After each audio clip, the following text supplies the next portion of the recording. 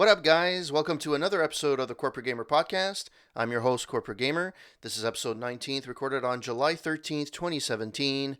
Video game addiction. Hope that everybody is having a great week. I know that I'm recording a little bit earlier than last week, but there was enough news to go to do a full episode this week, so decided to record it a little bit earlier. And also, I have the house to myself, so I'm not bothering anybody. So let's get right into it. So, what games did I play this week? I started playing Kane and Lynch 2. I played about half an hour of it. When that came out, there was a lot of controversy and a lot of people didn't like it. So far, there's no glitches. It seems to play fine. I just wanted to see if it started well. I'm pretty sure I'm gonna be playing it for the next few weeks, and probably report back and see if it was good or not. And I also went back to play Mike Tyson's Punch Out to try and beat Mike Tyson. Unfortunately, I have not been able to beat him yet. I played it. I played for about an hour, and I got through everyone, and I just didn't was not able to get through to Mike Tyson. However, I think my controllers are starting to go on the wayside a bit. So I think that I'm gonna have to purchase some new. Amazon's gonna be my friend in the next few weeks, and I'm probably gonna have to purchase some new classic original NES controllers. So we'll see how that goes. So basically that's the games that I played this week. So now let's get into the stories. First story of the week. Um, on GameSpot, they reported that I got it on GameSpot, and just to let you guys know, all the stories are going to be in the show notes, so don't worry. You'll be able to click on those and go to the websites. So I saw this on GameSpot. There's a new service. They're calling it like a Spotify type service. The actual name of the article is Spotify like video game subscription service announced, now in beta. It's a service that will be released for all Windows, Mac, and Linux, and it will get released with 60 games. Essentially, it's a subscription of roughly around $10 a month, where you'll be able to play games online. A lot of these are going to be indie; they're not AAA games, but they're highly rated indie games. You're actually able to download. Today's July 13th, so you have another 11 days to download the closed beta. Just go on their website, subscribe, say that you want to download it, and you can download it pretty much instantaneously. Um, the beta runs from July 10th to the July 24th, as I mentioned. Um, so I downloaded it. It seems to play pretty well. I played with a I just played one of the games, a Wizard's Lizard. Say that 10 times fast. Um, and it's basically a Zelda kind clone type of game, or it seemed to be, anyways. I just played like 5-10 minutes. Played pretty well, but then again, it's not a game that's really graphics intense. It's basically just it's very retro looking, retro type game. A lot of these games seem to be retro in nature. You can test, I believe it's around 8 or 10 games. I'm looking at the site right now. So 1, 2, 3, 4, 5, 6, 7. So you can play 7 games in beta. When the full version gets released, you'll be able to play up to 60 games on launch, which is pretty good.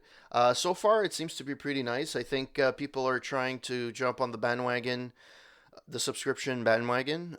We already have um, not Nintendo, sorry, Xbox doing their own game service. Where you're able to pay a subscription of $10 a month, or I think $14 a month, and you're able to play a plethora of over 100 games online whenever you want, all new games, old games, whatever the case may be. So I think this is going to be.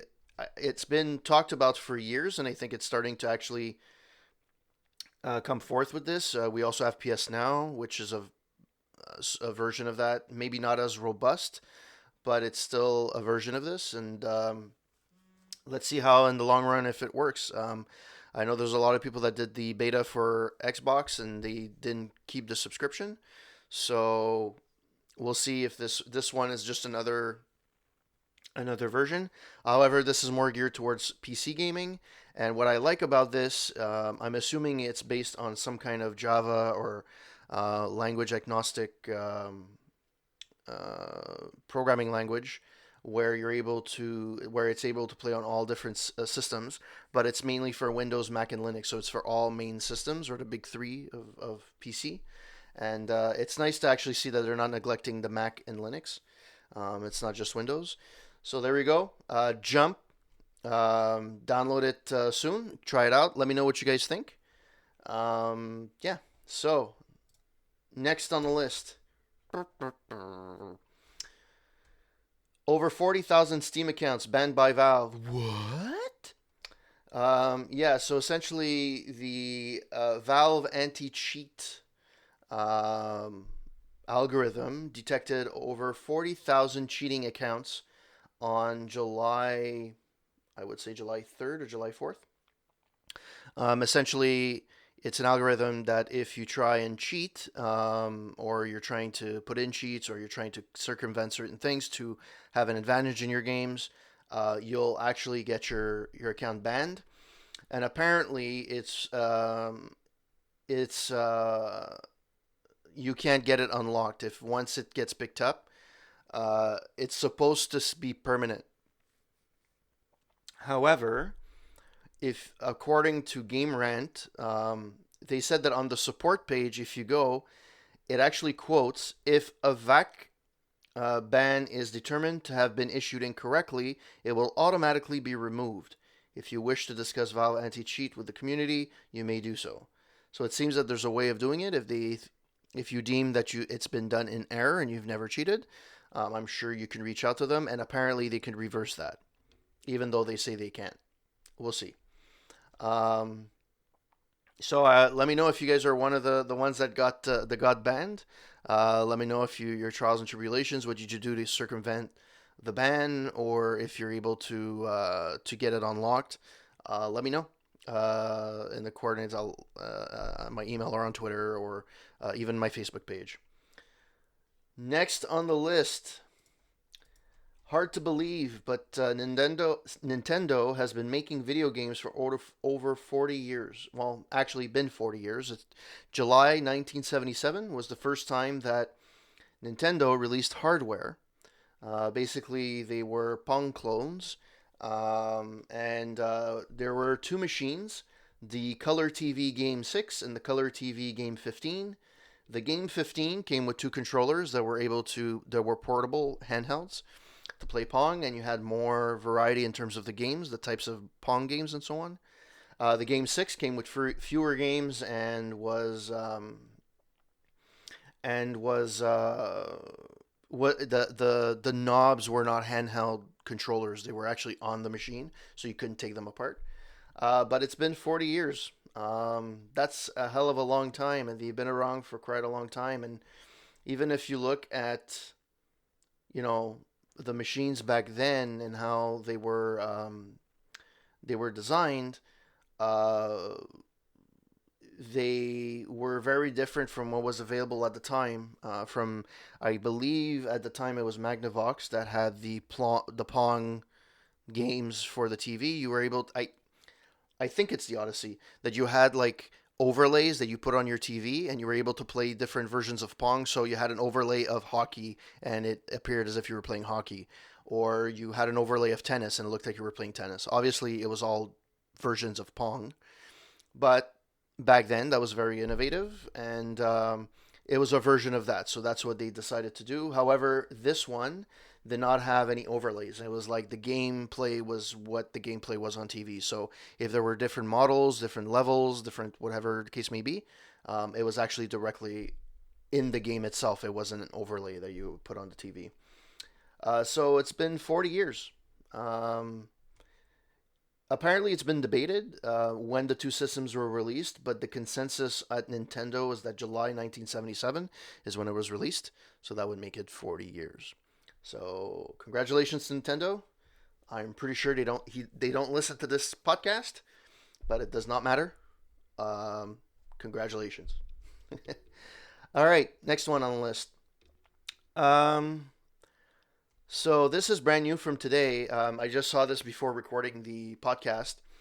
The new Nintendo 3DS production ending in Japan. So it seems that the 3DS is going to stop production. However, it's only going to be in Japan, and it's not an official statement by Nintendo. It was actually the product page that updated a message stating the end of production. However, this wasn't detailed as well on other websites, the North American or European. So I'm assuming that will follow suit. But right now, it only seems to be Japan. However, if Japan is not stopping production, then I'm pretty sure the other websites are not far behind. So um, yeah, so if you really wanted a Nintendo 3DS XL, um, go and get it before its production stops. Um, Next, this is an article I just found on Huffington Post, um, which kind of confirmed what I was saying, but then again, it changes every 3 seconds. Violent video games don't cause later aggression in kids, according to new long study. Essentially, they're saying that no, back in the day, back in the 90s when or early 2000s when these studies were started to pop up, they were very in favor of violence does cause aggression in kids. But as the longer the studies have gone and the longer time has gone through, I'm assuming they've been able to study for 10 years certain individuals, and they've actually come to the conclusion that it does not cause any aggression in kids. Um, I mean, I can only talk about myself personally. The games were a lot different than they are now. I mean, I think parents still need to be wary of anybody below the age of 13 or 14 playing Call of Duty. Um, Back in the most violent game I had when I was a kid was probably Mortal Kombat, but I never saw that in terms of like violence that I can have, um, that I can, I don't know, uh, aggression that I would pass on to somebody else. Like as if I would go onto the schoolyard and just beat somebody up because I just had this aggression inside. Um, my personal opinion is that the children that do have this aggression, there's other things than video games that are maybe the trigger is the video game, but there's something else that actually brought it up to that point. So it's not just video games that would actually trigger that. Um, you know, I remember there was a study at one point saying that Garfield was too violent because Garfield would kick Odie off the table. I mean, seriously. I don't think I never saw a dog in my life where I said, you know what? That's a great idea. I'm going to do that. The same thing as what they do in cartoons. Same thing with the Wile E. Coyote, right? Falling off a cliff. I never had the inkling to fall off a cliff because, Wile E. Coyote did it, and see if I would go kersplat at the end. This is a similar situation. It's a very different scenario right now than it was 20, 30 years ago. I mean, we just spoke about Pong in the last story. Um, and, you know, obviously it's pretty hard to find violence in Pong. Monitoring has to happen. I mean, I'm sure parents have to be wary of certain games, but there's enough games out there that are fun, puzzle solving. One that comes into mind is new generations of Tetris, Geometry Wars.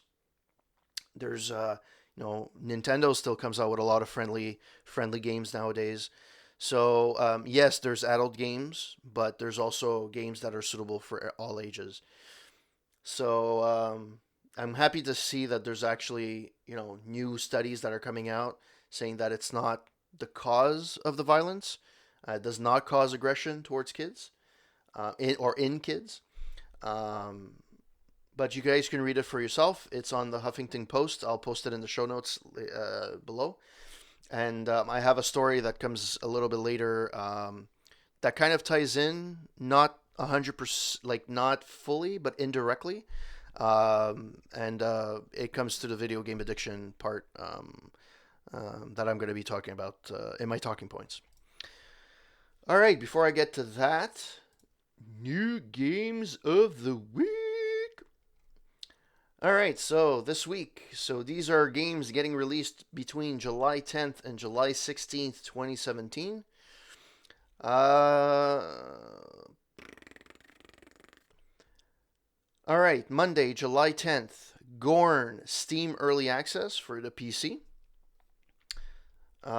Tuesday, July 11th, Final Fantasy XII, The Zodiac Age for PS4.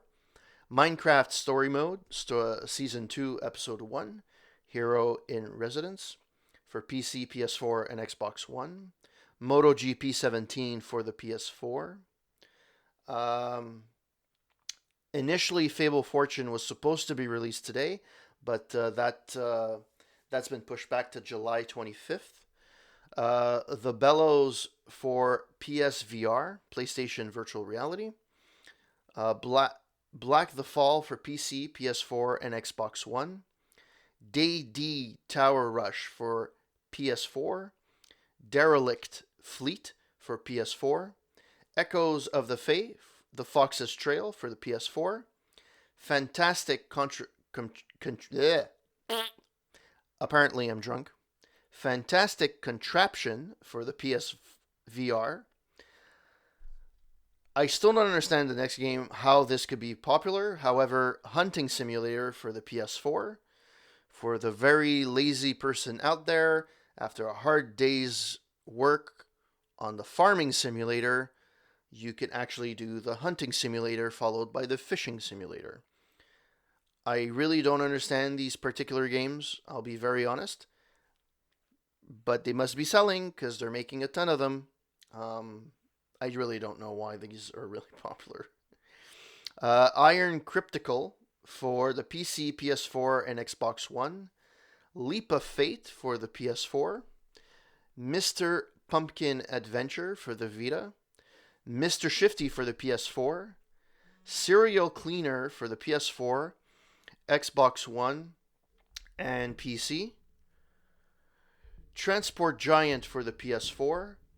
Warlocks vs. Shadows for the PS4, and Yama Yama for the PS4. Wednesday, July 12th, we have The End Is Nigh for PC, Energy Balance for the PS4, and today, July 13th, as Divine Cross 3DS and Frisky Business for the PS4. So those are the games for this week. The ones that are somewhat of interest to me is MotoGP 17. I've always liked those games. Minecraft. I don't know how I like the story modes. I have the license since the beginning, and I was in the alpha, so I have like a lifetime subscription to it. I'll be honest, I haven't played in a long time, but the whole point of Minecraft and what was really fun about it is like it was Legos in virtual reality. It was like you just built stuff, which is really cool. I'm not sure about how the story mode actually works because I haven't played. I know that it was free at one point, so I don't know if it's the same thing for that, but that's available this week. You know my stance on Hunting Simulator. As for the rest, I'll be very honest, I have very little information about them. I haven't really played them or seen the trailers or anything, so I kind of can't really comment on them. But let me know if there's any games on there that you recommend. Let me know, and I'll pick it up and I'll play it. So those were the games of the week. All right, now we're on to the talking point of the week, which is an article that caught my attention on the NewYorkPost.com. I have a few issues with the article per se, but so the title of The article is "We're losing a whole generation of young men to video games." And essentially, what they're saying is that um, since 2015, I believe. Uh, uh, Wait a second. I'm hearing music in my. All right, there we go. Um, so between I think it was between 2010 and 2017, something like that. No, sorry. Between 2000 and 2015, men aged between 21 and 30 worked 12% fewer hours. Um, that's what it's saying. Now, this article is stating that this is due to video games. I'm not really sure if that's the case. I don't know if the actual research was on video games in particular, or just the fact that no, the workforce of men between that period of time. Um, I have a few, yeah. So I have a few issues with this article. Number one, it doesn't really. So it starts off with the writer's recollection of when he played Civilization and how he got addicted to it. And at one point, he told himself, "You know what? This is way too much. I can't do this anymore." So he decided and he put it in a box in the back of his closet. And he hasn't really been, you know, that addicted to games since then, right? This is the game that shut him off of that. So now they're saying that, all these years later, this is like the 90s, all these years later, millions of people play video games, a lot more than used to. And uh, it's a lot more young men than it is young women. That's what they're claiming. However, I mean, there's women gamers as well. So I don't know if that would, you know. So that's number one. It seems to only pinpoint the fact that it's men between a certain age group, which is weird. Um, and they go into, well, the author of the article kind of goes into, the games today are like a lot of men will go and play hours on end on Ghost Recon or Grand Theft Auto or whatever, and they're gonna stream and they're binging and they're playing 12-hour days. Um, Apparently, so this is the actual paragraph, and I'm actually quoting this. Yet, video game addicts are engaged in a mass retreat from life. Men aged 21 to 30 worked 12% fewer hours in 2015 than in 2000. The percent of young men who worked 0 weeks over the course of a year doubled in that period to an alarming 15%. Those working hours were largely replaced by gaming, and fully 35% of young men now live with their parents or other close relatives, up from 23% in 2000. Their unemployment rate jumped by 10%. Um, I don't know where this was taken exactly. I'm assuming it's the States. It doesn't really specify. But what this paragraph is saying is essentially, you know, it's putting these young men between 21 and 30 in a melting pot of people that can't find work because they're playing video games, or they're not working because of video games, or they're not showing to work because of this. Um, Now, like I said before, I can only talk about my experiences personally and the people that I grew up with, and the people that I've known. Um, has it happened that on a launch day I didn't go to work and I called in sick? Yeah, it's happened to me in the past. Not recently, probably not in 10 years, but it's happened before when there was a game that was released that I really wanted. I would go and get it and I would play the game, especially if it was on a Friday. Right. Um, does it make me an addict? No, I'm just a fan. It's the same thing as somebody that goes in, stands in line for a new record.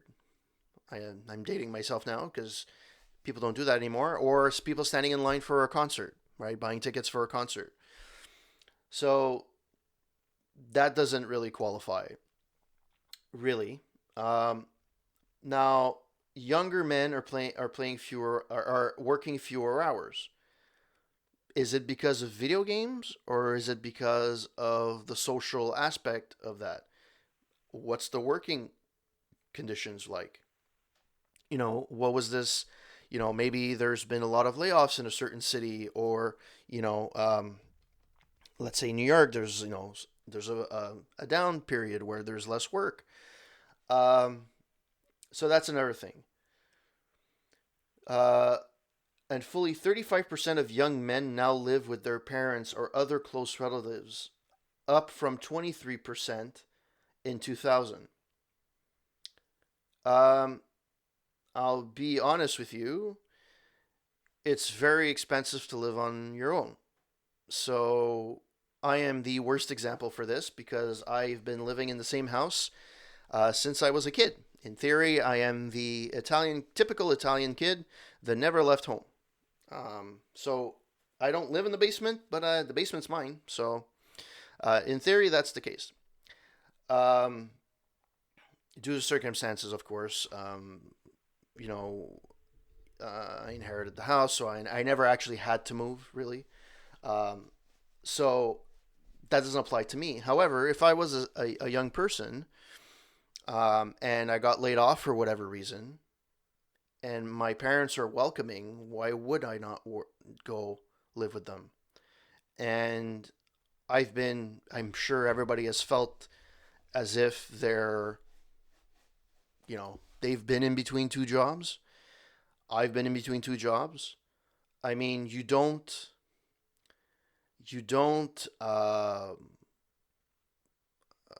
you know, apply for 8 hours straight.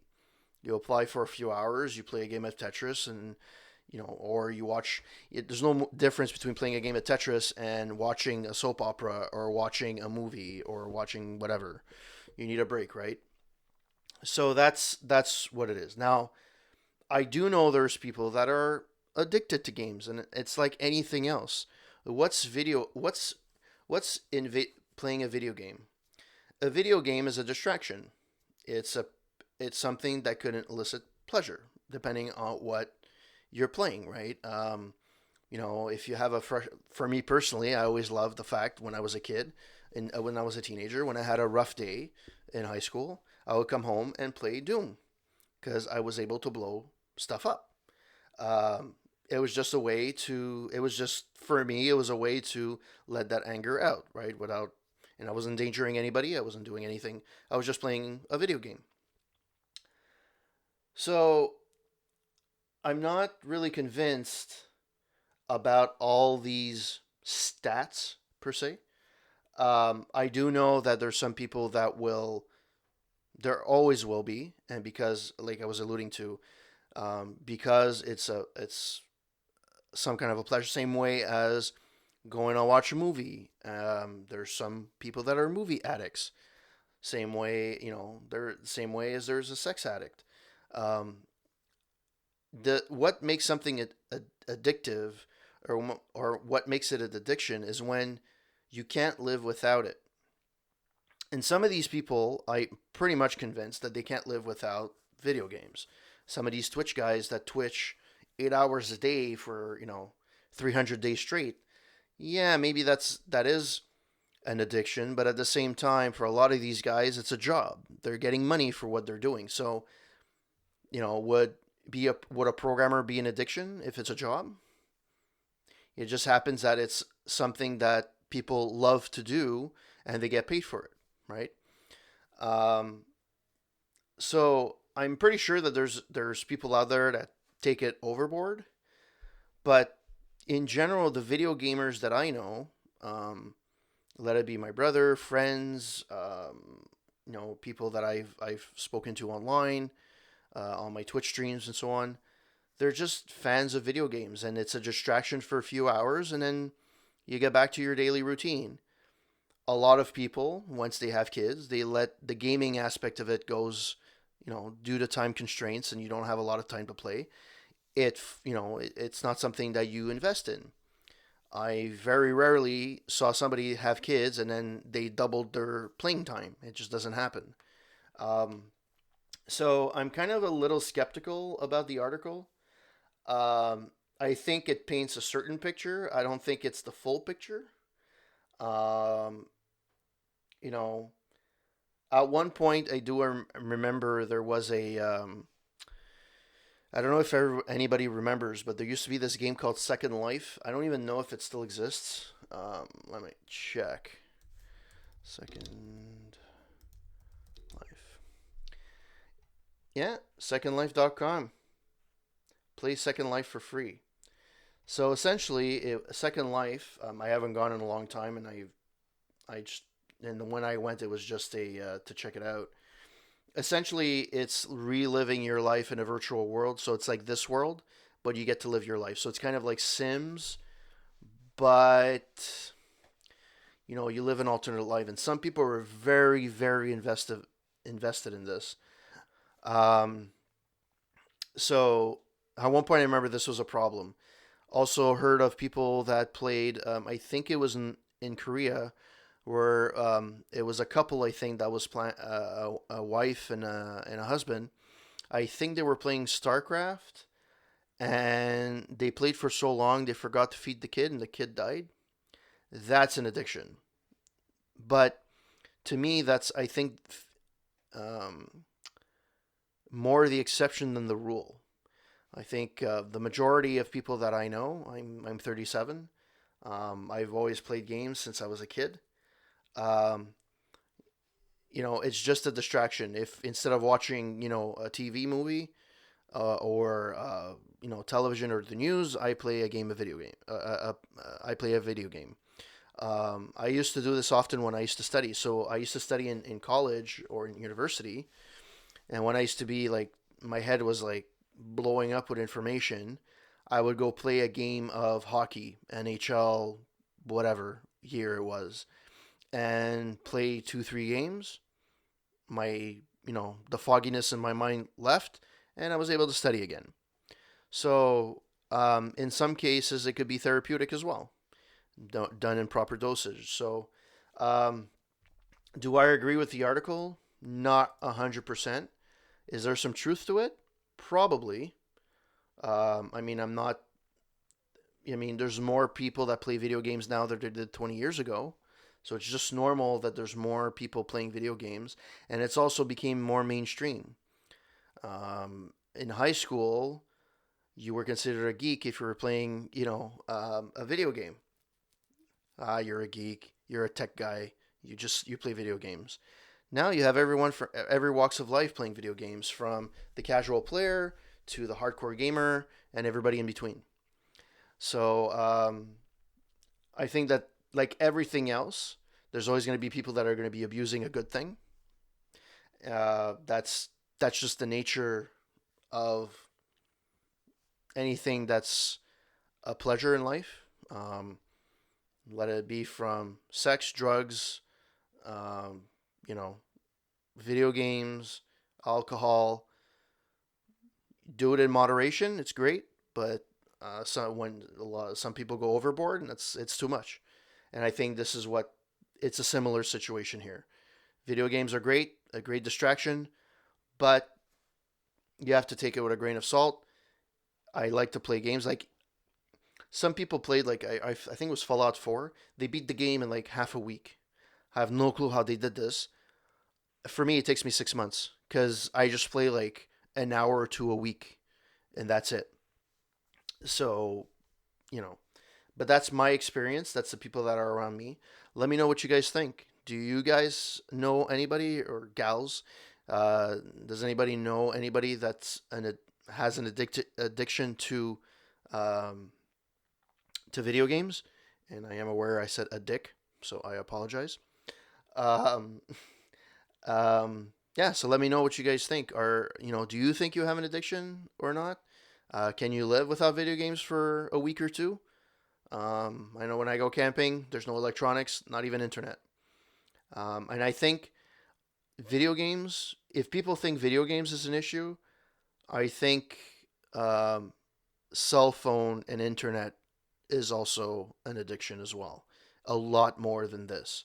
The number of people that can't live without their phone, without checking their email, without checking their Facebook, is a lot higher than people that don't show up to work because they play video games.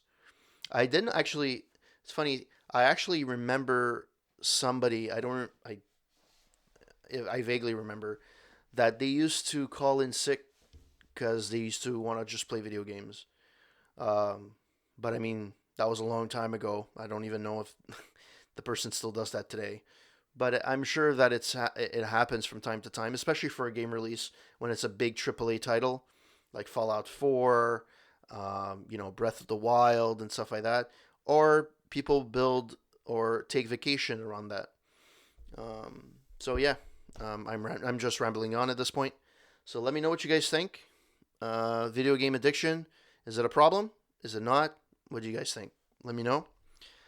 Last but not least, the review of the week: Pro Wrestling on the NES.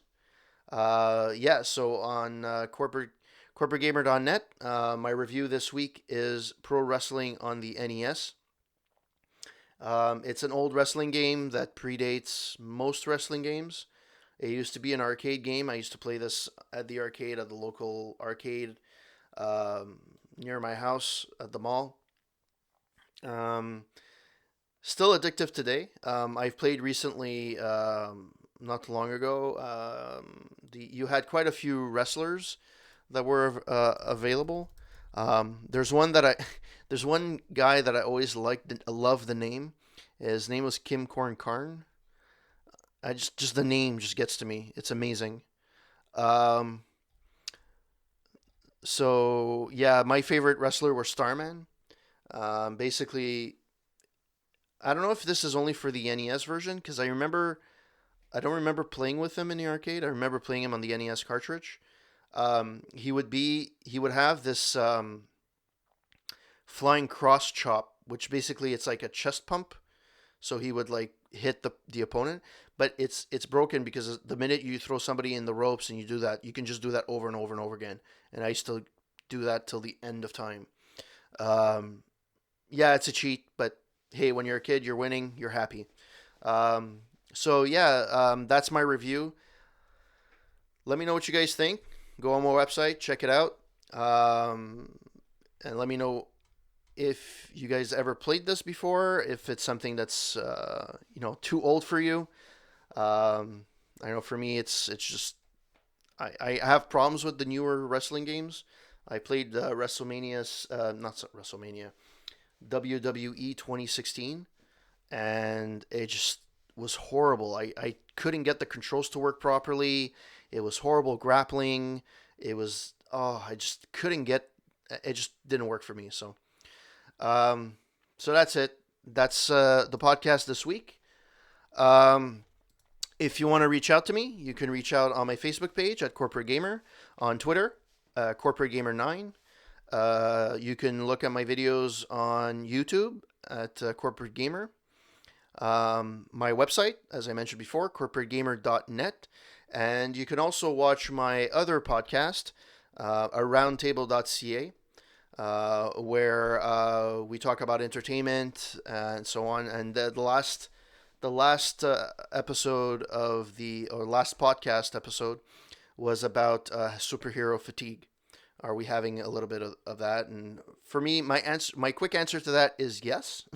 But listen to the podcast to know what my co-hosts have to say as well. All right, guys, have a great week. Talk to you next